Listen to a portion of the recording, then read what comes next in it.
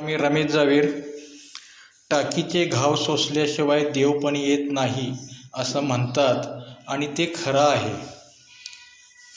मूर्तिकार मूर्ती घडवत असतो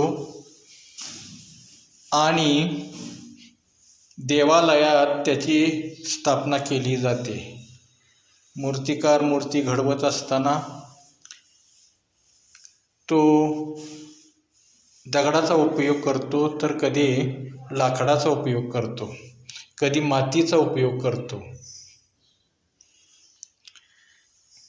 या ठिकाणी मी नैसर्गिक काष्ठशिल्पाचा उपयोग केला आहे आणि त्यामध्ये गणपतीचं रूप पाहिलं आहे. पहा, हत्तीचं तोंड, सोंड आणि कानाला मी असं प्लायवूडचे काही पीस जोडलेले आहेत. टाकावातून टिकाऊ वस्तू निर्मिती म्हणून हे काष्ठ कंपोज्ड म्हणजे संकल्प केलेला आहे.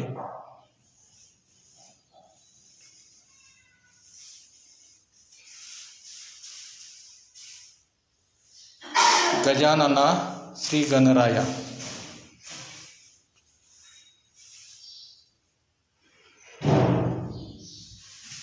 धन्यवाद.